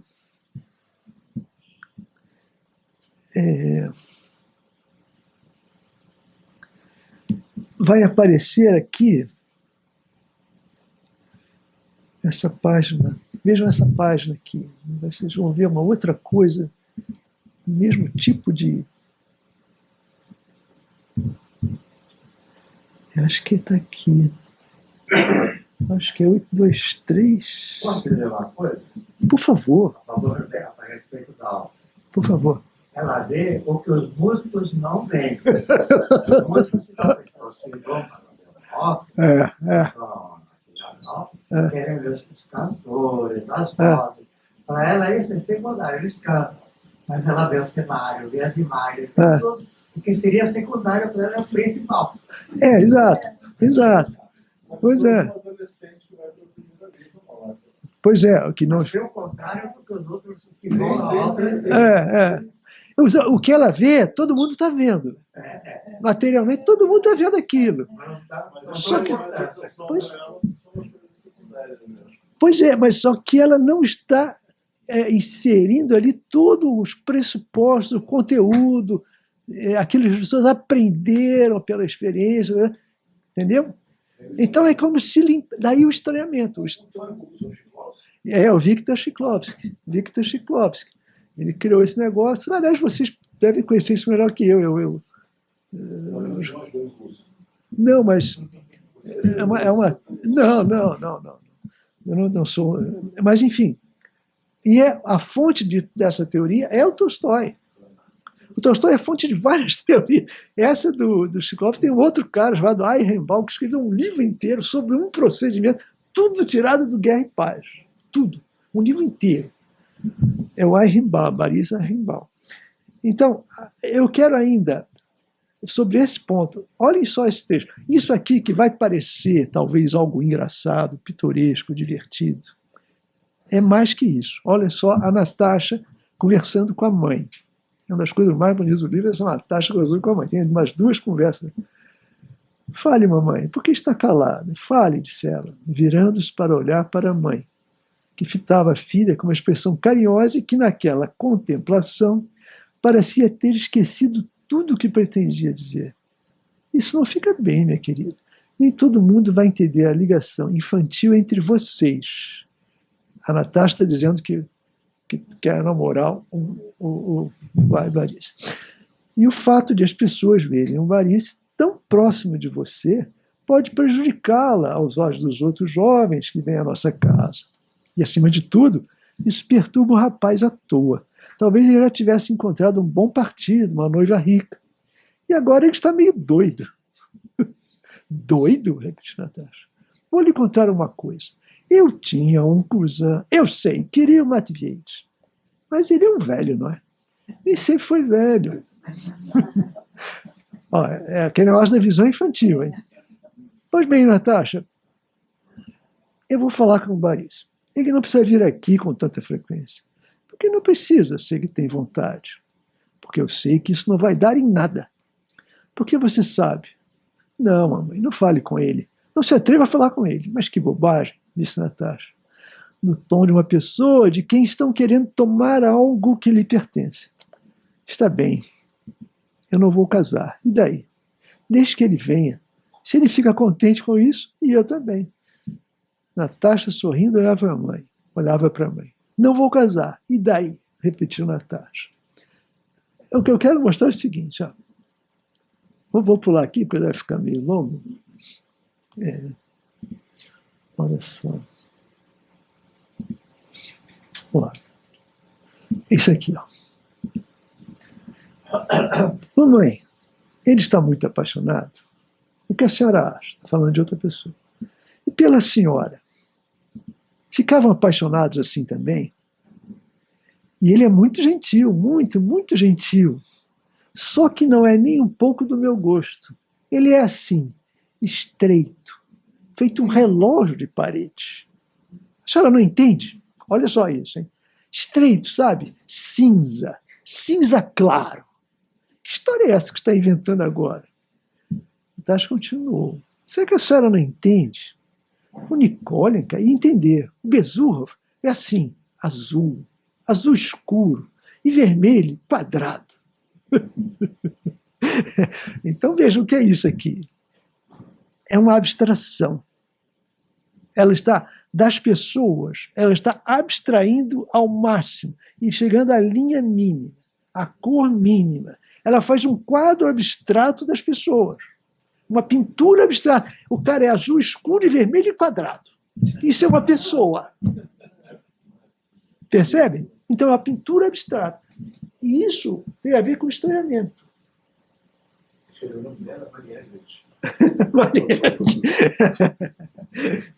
Então, essas são coisas que a gente lê e acha divertido. É engraçado, é vivo. Provavelmente, Tolstói observou isso em alguma criança, algum jovem. Mas, veja, no contexto que a gente tem aqui, dessas situações de estranhamento, da visão infantil, da menina, da Malacha, lá na Choupana, vendo os generais, é assim, é como, não vamos esquecer a maneira como uma criança vê as coisas, porque ali está um caminho para conhecer melhor, algo desse tipo, entendeu? Não é um jogo, uma diversão, não é uma ironia. Essa é uma característica desse autor, é a sério, as coisas são a sério, tem um propósito sério. Então, eu queria mostrar para vocês isso, assim. Bom, então, consegui mostrar isso. Agora vamos ver outras coisas que eu tinha previsto. Tem uma cena que é fundamental, que é a cena da morte do príncipe Bolkonsky, tá? E da Mária, que está com ele até o fim. Tá? É uma cena muito tocante, eu não consigo ler aqui, mas quero chamar a atenção para alguns traços dessa cena, alguns pontos importantes dessa cena que podem ser generalizados como procedimentos constantes no livro. Tá?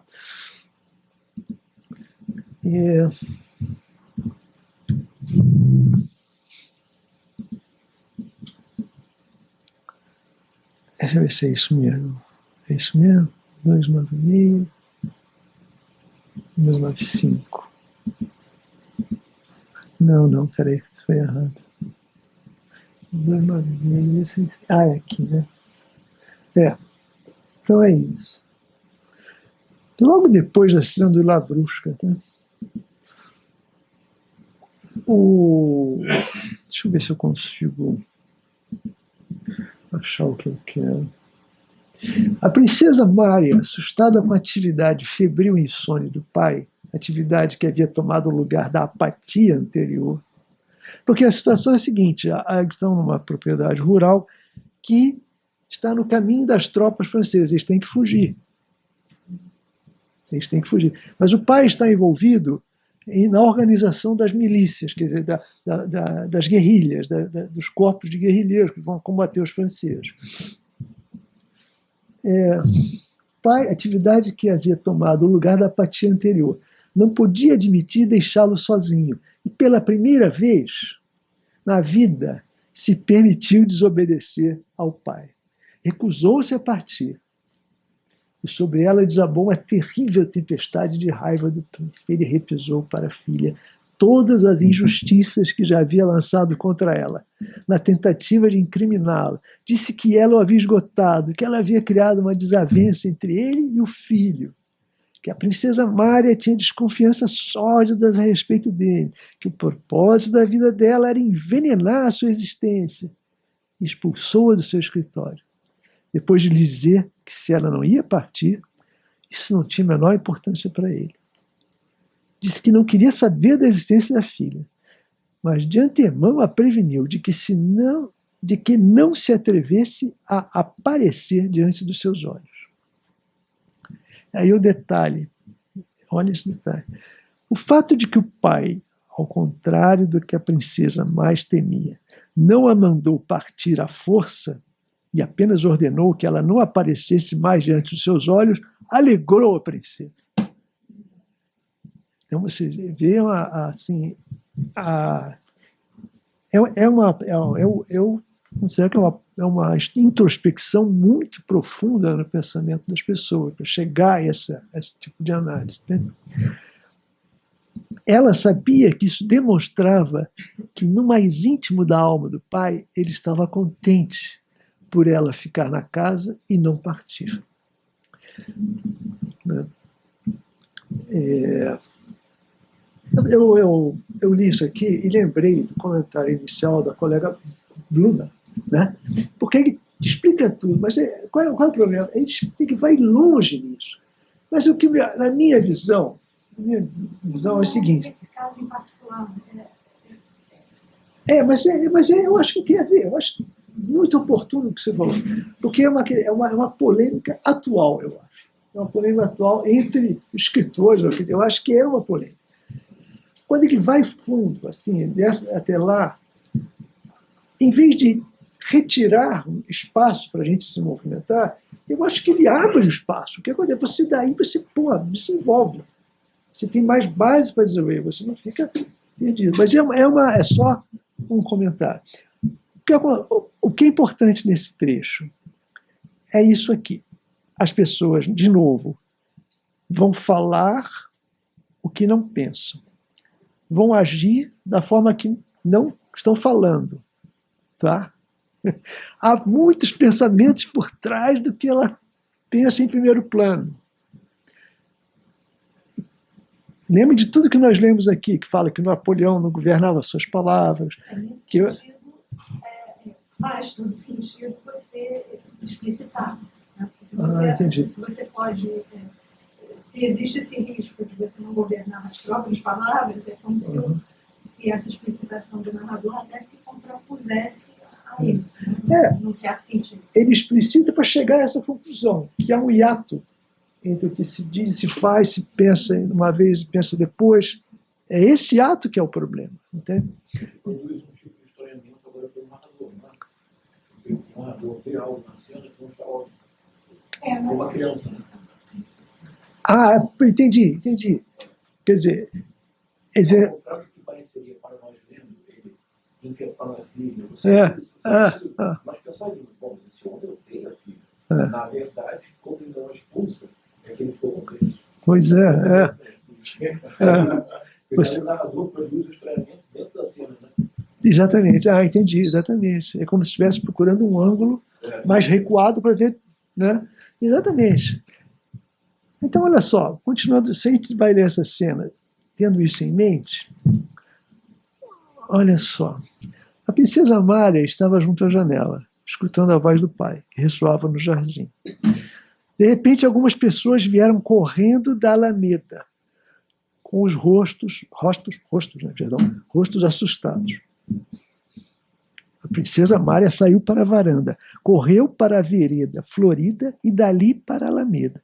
Uma grande multidão de milicianos e de criados vinha ao seu encontro, e no centro daquela multidão, algumas pessoas arrastavam um pequeno velhote de uniforme e medalhas, amparado por baixo dos braços. A gente está lendo, o que é esse velhote? De onde apareceu? Mas é o pai dela. A gente vai ver que é o pai dela. Então, é como eu estou falando, ele abstraiu a figura do pai e ficou vendo um velhote de uniforme e medalhas. Tá? Amparado por baixo do braço. A princesa correu na direção dele. E agora vejam, no jogo, nos pequenos círculos de luz que caíam através da sombra da alameda de Tílias, não conseguiu se dar conta da mudança que ocorrera no rosto dele. Então aqui, essa é uma cena muito longa, que vai daí até a morte dele, são páginas e páginas. E o Tolstói ainda tem esse esmero assim, em retardar o simples reconhecimento de uma pessoa, por meio da sombra de folhas. Né? A sombra das folhas no sol, quase uma pintura. Né? Mas o efeito é retardar o reconhecimento. Né? Viu apenas que a antiga expressão severa e decidida do rosto do velho havia mudado para uma expressão de timidez e submissão. Ao ver a filha, ele começou a mexer os lábios fracos e falou com voz rouca. Era impossível entender o que ele queria. Esse aí é o ponto. Então, primeiro é um sujeito com uniforme, que o texto não apresenta. Depois é um rosto encoberto por sombra, que ela não reconhece. E depois são as palavras que também ela não entende. Tá bom? Aí vejam.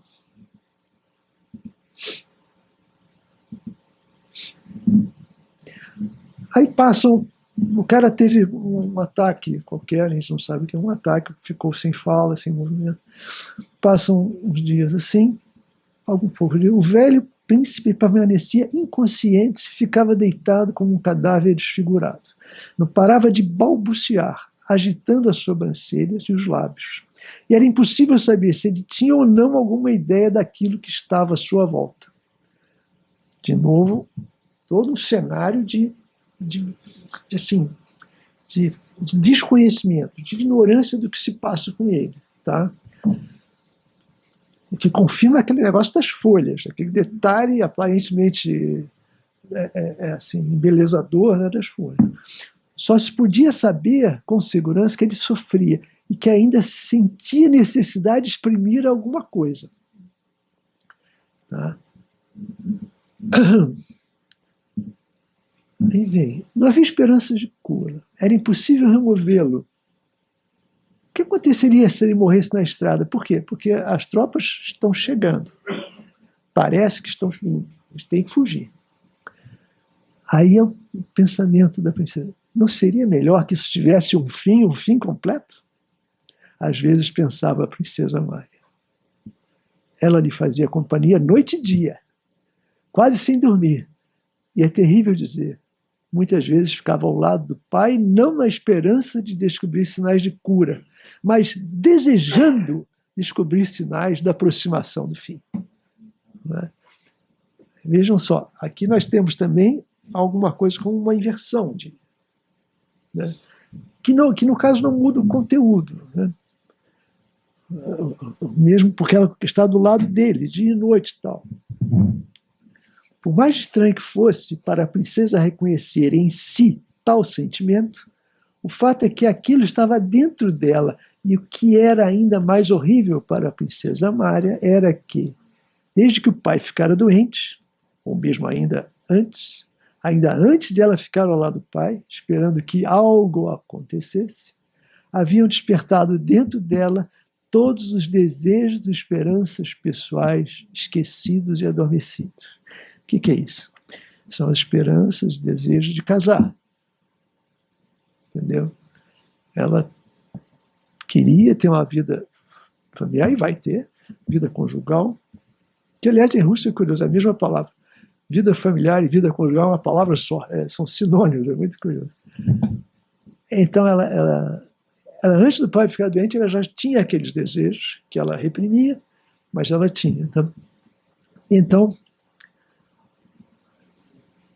nesse momento vai ressurgir aquilo que durante anos não tinha passado pela sua mente, pensamentos de uma vida livre, sem o eterno pavor do pai, e até pensamentos sobre a possibilidade do amor e da felicidade familiar. Vinham a todo instante a sua imaginação, como tentações de um demônio. Então, de novo, ela é o caso da pessoa que não governa os seus sentimentos, nem seus pensamentos. Né?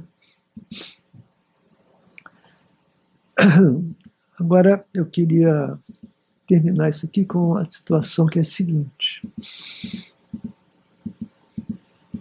Onde é que estamos? Cadê o negócio? 303. Um instantinho só.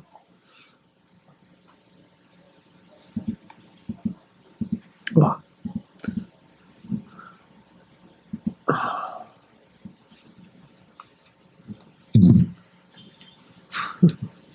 Nossa. Veja esse trecho aqui, como é. Ver o pai, como ele vai construindo uma situação tensa, tá? Ver o pai, falar com ele, ficar sob o seu olhar, agora, quando toda a alma da princesa Mari estava repleta daquelas terríveis tentações criminosas, era torturante e alegre, e também horroroso. Ele junta tudo, né? No momento em que o pai está agonizando, e ela tem aquela aspiração de liberdade, de ter a vida amorosa, quer dizer, a felicidade e tal, né? Persiste a ideia de tentação, demônio, crime, horror, alegria, etc. Né? Então, o Tolstói cria um espaço para essas contradições. Tá? Ele permite que os sentimentos que são tradicionalmente tidos como unívocos, claros, óbvios, né, se mostrem contraditórios. Convivam com o seu oposto. Entende? Os personagens são muito humanos. Pois é. As pessoas têm os dois lados. Tem, exatamente. E parece ter uma visão compreensiva, você busca uma visão compreensiva, até do Anatoly Kuragin, o sedutor, até ele vai ser objeto de uma visão compreensiva. Aí tem no finalzinho, é isso aqui, olha lá. Ele fala, o cara começa a falar, o pai falou algo, está com o médico, o pai falou algo, repetiu suas palavras diversas vezes. A princesa Mária não conseguiu entender, mas tentou adivinhar o que ele estava dizendo, e repetiu em tom interrogativo as palavras ditas pelo pai. Ada-e-do, repetiu ele várias vezes. Era impossível entender aquelas palavras.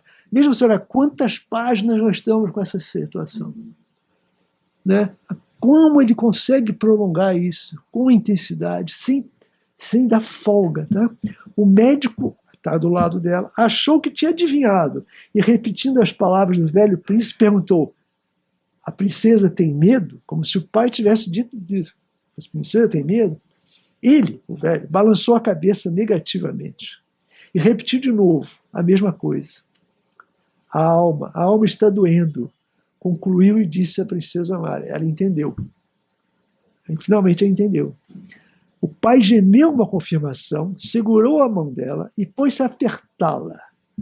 Olha só, contra vários pontos do próprio peito, como se quisesse achar o lugar mais verdadeiro para ela. Todos os pensamentos em você. Aí ele consegue dizer. Então, é isso que eu quero mostrar a vocês. Esses sujeitos viveram juntos, nunca disseram isso. Entendeu? Era o que ele mais desejava dizer. E só diz agora. Consegue no último instante. Então, isso tem a ver com tudo aquilo que nós lemos do Lavrusca, do cara que se confunde nos salões, do Napoleão que não governa seus pensamentos. O sujeito tem uma coisa para dizer e não consegue, não diz. Tá certo? Então, esse ato que se manifesta de várias maneiras, em várias situações, é algo que intriga o Tolstói, que é objeto do seu questionamento. Ele apresenta de várias formas aqui esse mesmo problema. Tá? Bom, essa é uma coisa que eu ia mostrar. Tinha muita coisa aqui para falar sobre o Pierre na batalha, porque o Pierre... O que acontece? Não vai dar para a gente ler, mas é cansativo, né? Um trechinho assim. 5:02 já passou da hora. Né? Fica para a próxima aula, então. O que eu quero mostrar é a questão da batalha de Borodino, o Pierre com roupa de civil na batalha, que não entende nada do que está acontecendo. E você diz, poxa, é claro, ele não é militar, entendeu? Só que aparece depois o Napoleão, que também não está entendendo nada. Do lugar privilegiado, e ele não está entendendo. Tá? Então é isso aí que nós vamos ver na próxima aula, e vamos entrar pelo capítulo 4, pelo tomo 4. Tá bom, pessoal? Então, obrigado pela ajuda aí. Ficou...